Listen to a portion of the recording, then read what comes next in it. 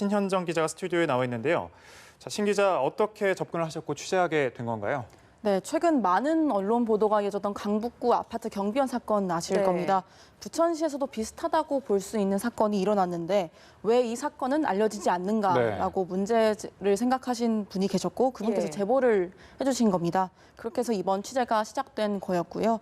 처음에 제가 이 아파트를 찾아가서 상가나 뭐 주변 분들한테 이 사건에 대해서 어떤 거를 아시냐라고 많이 여쭤봤는데 말을 안 해주시는 분들이 굉장히 많았어요. 그래서 사실 처음에는 취재에 대해서도 많이 걱정을 하고 했는데 그런 중에 유족하고 다행히 연락이 닿았고 직접 만나서 당시 상황이 어땠는지 어떤 배경들이 있었는지 자세히 들을 수가 있었습니다.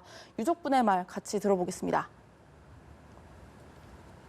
그 부분 공사나 이런 것들 들어가기 전에 조금 아무래도 이런 것들이 여러 가지 잡음이 많은 일이라는 걸 알고는 계셨지만 직접 그 안에 들어가셔서 하시다 보니까 정말 앞에서 많은 사람들이 거기에 대해서 되게 안 좋은 얘기도 하고 되게 막 자질도 논의를 하고 직접적으로 여러 가지 심한 말들도 듣다 보니까 굉장히 힘드셨을 것 같아요. 네. 유가족의 입장을 좀 들어봤는데 일부 입주민과의 관리사무소장 사이에서 갈등이 있었던 이유 취재 과정에서 어떻게 좀 파악을 하셨습니까? 네, 우선 이 문제가 된 아파트가 지어진 지 상당히 좀 오래된 아파트여서 배관이 교체될 필요가 있었다고 합니다.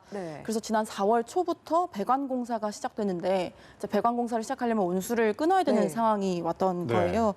그런데 이제 이번 4월에 생각보다 날씨가 조금 추웠다 보니까 이제 일부 입주민들 사이에서 바로 온수가 필요한 상황에 놓였고 그래서 이제 순간 온수기를 배급을 해달라, 설치를 해달라라는 주장이 이제 그런 민원이 시작이 된 겁니다.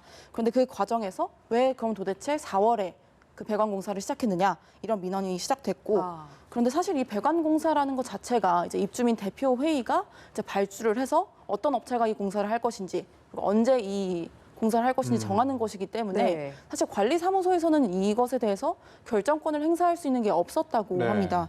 그런데도 일부 입주민들이 관련 불만을 이제 그 관리사무소장에게 집중한 것이었고 이러한 민원들이 계속 지속되면서 관리소장님이 이제 많은 스트레스를 받았다고 합니다. 지속적으로 압박을 받아왔다고 하는데 그럼 이 압박 내용은 어떤 건가요? 네, 그렇습니다. 배관 공사가 시작된 이후 이제 관리소장에 대한 일부 입주민들의 압박이 본격적으로 시작됐다고 합니다. 이제 앞서 말씀드렸던 것처럼 왜 배관 공사를 4월에 시작하느냐, 그리고 이런 공사와 관련된 내용이 주민들에게 홍보가 안 됐던 것이 아니냐 이런 뭐 불만이 많았고 이러한 민원들이 결국에는 이제 관리사무소장 개인에 대한 비하 발언 그리고 특히 자질 논란으로까지 이어졌다고 합니다. 관련 내용을 잘 알고 있는 주변 지인의 말 들어보고 오겠습니다. 아마 그 시달려가지고 식사를 며칠 못했다는 것 같아요.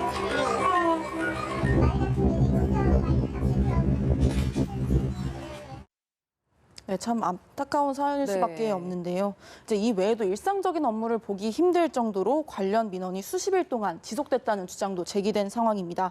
또 고인은 관리사무소로 직접 찾아온 입주민들을 상대하는 데 집중을 했고 이 외에도 개인 전화로도 굉장히 많은 전화가 걸려왔다고 합니다. 유족에 따르면 고인의 유류품에선 우울증 약이 발견되기도 했습니다. 네, 신 기자, 이 취재 과정에서 관리사무소장이 업무 수첩을 확보한 걸로 알고 있는데 좀 어떤 내용이 있었는지도 궁금한데요. 네, 제가 그 유가족분을 만나면서 그 일부를 확보를 하게 된 것이었는데요. 그 아마 화면에도 나갈 것 같습니다. 고인이 법적 대응을 고려할 정도로 많은 시달림을 겪었다는 사실을 확인할 수 있었습니다. 예로 공갈 협박, 그리고 2차 피해, 문서 손괴 등 그리고 각종 행위에 대한 이제 어떤 죄가 해당되는지 빼곡히 적혀 있다는 것을 볼 수 있었는데요. 또 구체적으로는 갖은 비하 발언, 빈정됨, 그리고 인신성 및 협박성 발언, 그리고 갑질이라는 단어도 등장을 했습니다. 특히 고인이 극단적 선택을 하기 바로 전날 남긴 메모도 있었는데요. 이제 입주민이 아닌 사람이 이제 관리소장을 그만두라고 할 경우 어떤 법적 대응을 해야 되는지 남겨놓은 대목도 있었습니다.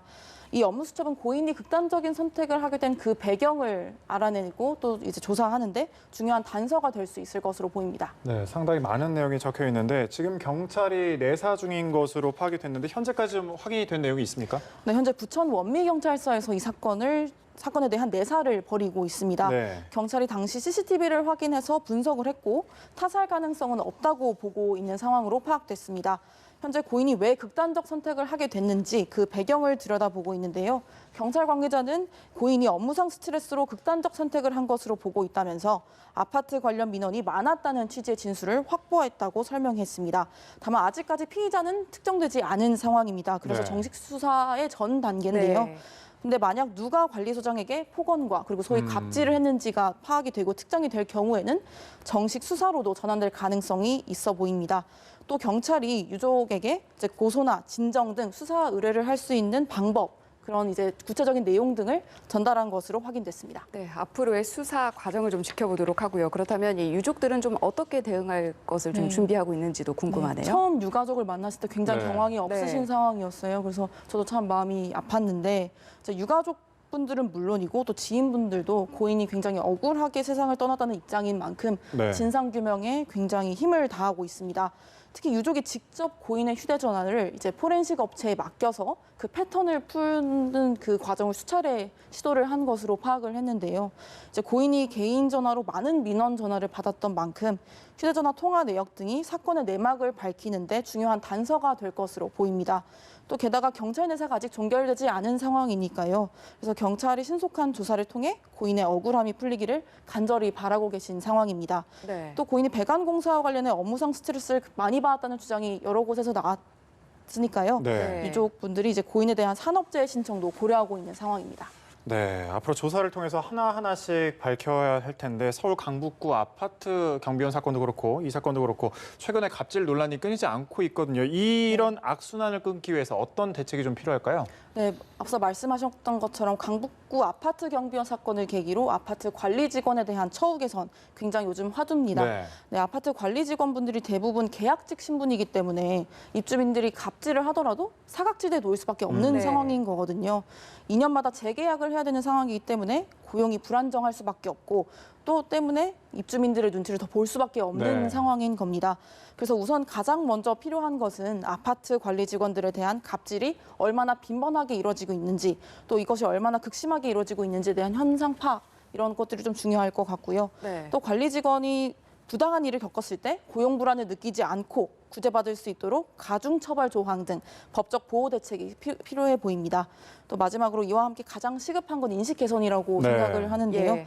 관리 직원이 단순히 잡무를 시킬 수 있는 사람, 그런 사람이 아니라 입주민과 동등한 관계에 있는 그렇죠. 그런 사람이라는 인식이 필요하다고 생각합니다. 네, 신 기자가 상세히 얘기를 해준 것처럼 하루빨리 근본적인 대책 마련이 좀 이루어져야 될 것 같습니다. 지금까지 신현정 기자와 함께했습니다. 잘 감사합니다. 들었습니다.